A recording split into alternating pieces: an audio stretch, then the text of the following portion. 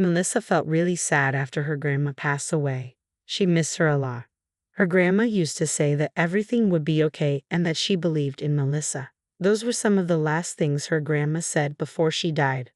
Melissa and her grandma lived together since Melissa was born. She never knew her parents and didn't want to make her grandma sad by asking about them. Melissa thought maybe her parents left her because they had other things to do. Lots of people visited Melissa's grandma. Some were nice and some were not. Melissa would stay in her room when they came over because she didn't want to bother them. She knew her grandma was helping them with things. As Melissa got older, she started to understand more about the world. She realized it was different from what she thought before. Melissa thought her grandma knew a lot of things that others didn't, and as she grew up, she started to understand those things too. Sometimes it made her cry because it was scary. One day, Melissa was crying in her room again. Her grandma heard her and came in quietly to see if she was okay. Melissa said she was fine, so her grandma came in and asked what was wrong. Melissa told her grandma that she was scared. Her grandma gave her a hug and asked why she was scared. Melissa told her grandma everything. Her grandma hugged her tightly and said she was worried this might happen, that Melissa would inherit her gift. After her grandma passed away, Melissa didn't know what to do. She was only 15 and worried she would have to go to an orphanage and then to a foster home. Melissa didn't want that, so she decided to run away and hide somewhere far away. She didn't know why she made that decision, but she hoped it would work out somehow. Mr. Wesley Harris kissed his daughter on the forehead and promised to come home earlier. Chelsea sighed and told her dad it was okay for him to be at work a lot. She reassured him that she would be fine. Wesley suggested having a movie night to cheer her up. Chelsea agreed with her dad, saying she'd be okay and wanted to talk to him about something. "What is it, sweetheart?" Mr. Harris asked. Chelsea asked if they could try to find someone. "Are you sure, honey?" her father asked, concerned. Chelsea didn't want a caregiver who only did medical stuff and treated her like a kid. She wanted someone she could talk to. She didn't like the nurses from agencies because they felt fake and cold, like robots following rules. She wanted someone real. Wesley kissed his daughter again and promised to find a solution. As he went to work, he couldn't shake off how strange life had become. Just 5 years ago, he had a happy family, but now his wife had died in a car crash, and his daughter was seriously ill and bedridden. Despite spending a lot on her medicine, Chelsea's health was deteriorating, and the doctors weren't hopeful. At first, Chelsea's illness wasn't so scary. She got treatment and seemed like any other kid, but things took a turn for the worse. Chelsea started losing weight fast and became very weak. It had been a year, and she could barely leave her bed. Lately, she'd been in more pain, and it broke Wesley's heart to see her suffer. Despite doctors' prescriptions, the painkillers didn't seem to help much, and Chelsea was becoming resistant to stronger ones. When Wesley arrived at work, his driver asked if he could leave early because his wife was being discharged from the hospital. "Congratulations. Of course, go ahead. Let me know if you need anything," Wesley said. The driver thanked him and asked if he could take a day off tomorrow. "Sure, take it. By the way, is it a boy or a girl?" "It's a girl. We named her Melissa." Wesley smiled and complimented the name Melissa. He wished his driver congratulations again and headed to his office. Despite the bustling activity around him, life seemed dull and dreary at home. While others celebrated weddings and births, his family silently waited for what would come next. The hardest part for Wesley was staying strong and not crumbling under the weight of it all. He tried his best to support Chelsea and smiled as much as he could. Chelsea was smart and mature, handling her condition remarkably well. But it pained Wesley to see her confined to her bed, knowing there was little hope for improvement. His secretary interrupted his thoughts, asking him to sign some papers. "Andy, I need your help. I'm looking for someone to spend time with my daughter. Not from an agency, someone real." "That's tricky. Maybe someone her age or someone in need of a place to stay," Andy suggested. "Yeah, we could try that. Okay, give me the papers," Wesley said, ready to explore this idea. Wesley finished his work early to keep his promise to Chelsea. He decided to stop by a convenience store to buy her some sweets, even though the housekeeper and doctor said she shouldn't have sugar. Wesley knew a chocolate bar would make her happy, even if it wasn't the healthiest choice. As he left the store, he noticed a girl standing outside who seemed troubled. Despite not looking homeless, Wesley felt she needed help. He approached her and asked if she needed assistance. The girl was initially scared but then smiled and asked for some spare change. She explained she was out of money and hungry. Wesley spotted a nearby restaurant and offered to buy her some food. "Thank you so much, sir. This is really embarrassing," the girl said. "No need to feel embarrassed. Let's get you something to eat," Wesley replied kindly. As they walked to the restaurant, Wesley couldn't help but think about the girl's age. She seemed to be about 15 or 16, just like his daughter Chelsea. But there was something in her eyes that made her seem bolder. The girl ate eagerly, and watching her made Wesley hungry too. Suddenly, he had an idea. "I'm sorry, I never asked your name," Wesley said. "I'm Melissa," the girl replied. "Melissa, where are your parents? Do you live with them?"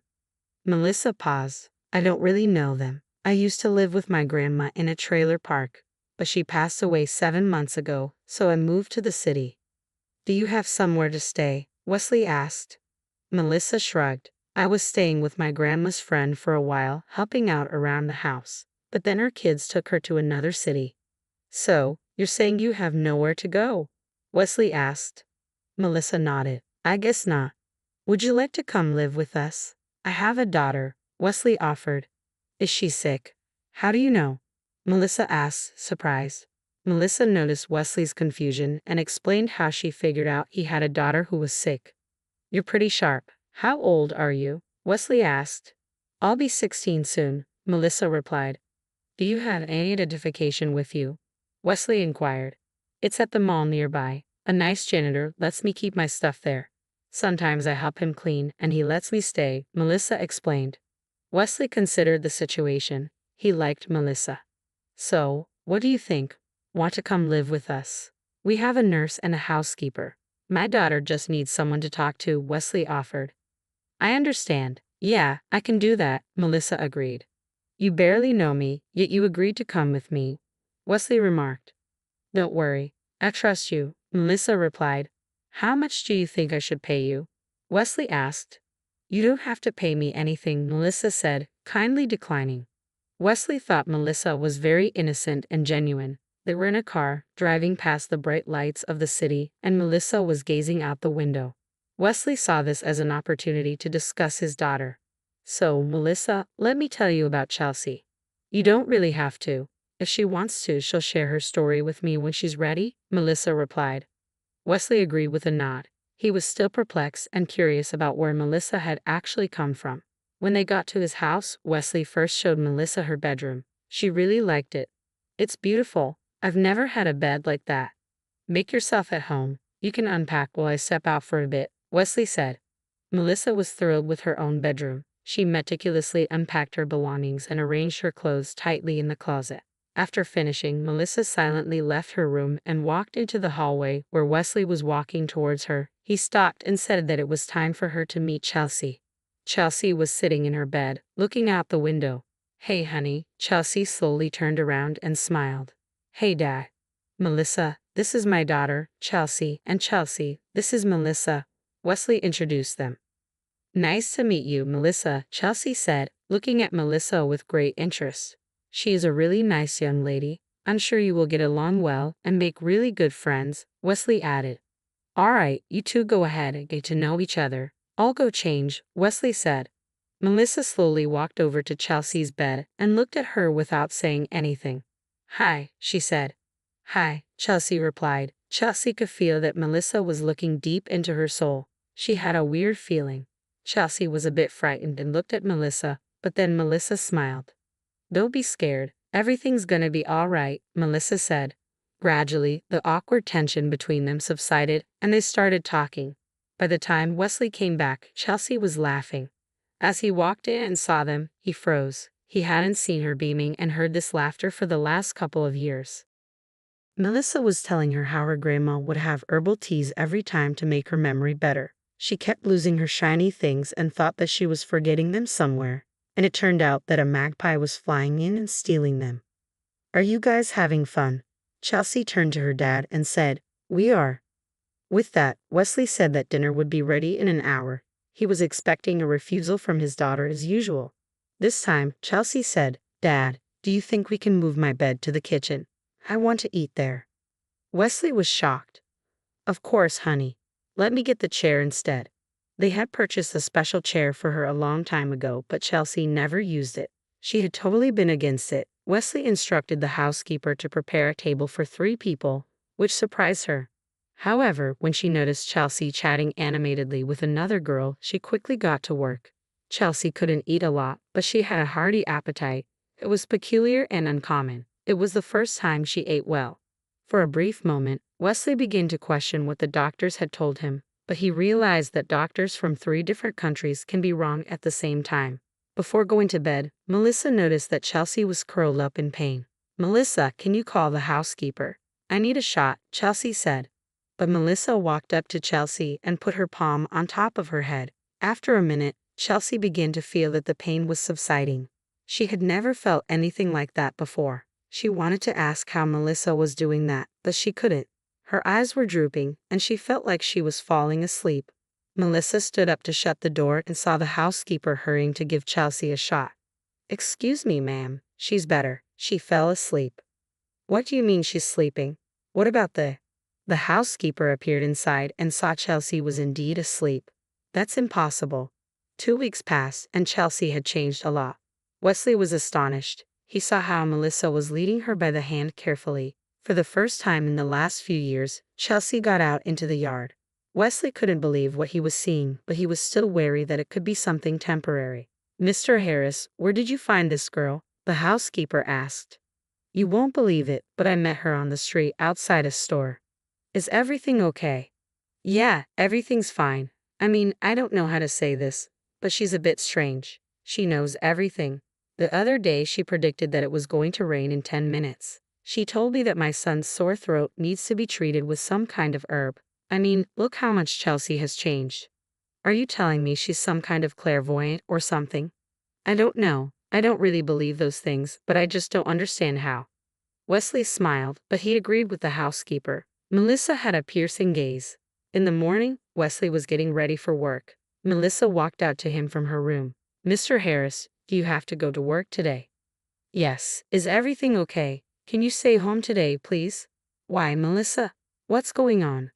"I have a lot of things to do at the office." Melissa kept begging him not to go anywhere and to tell his driver to stay in the city today.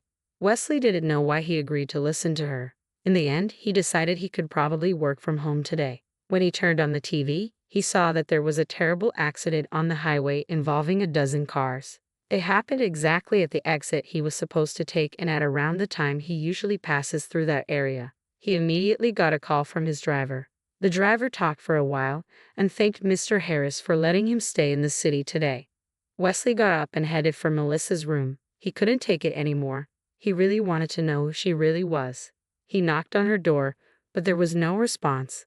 Then he walked towards Chelsea's room, and as he was approaching, he heard loud noises. They were arguing about something.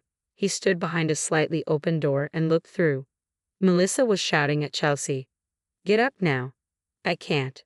"Who told you you can't?" "But I'm really sick. I can't walk." "I'm not supposed to walk." "But you're still alive. Give me your hand." Wesley froze because Chelsea put her right foot on the floor, then the left, and then she got up. She wobbled immediately, and Wesley was about to lunge, but Melissa had already had her shoulder up for her. "There you go. Good job, Chelsea," Melissa told her. "And you were telling me you were destined to be in bed." Chelsea burst out laughing.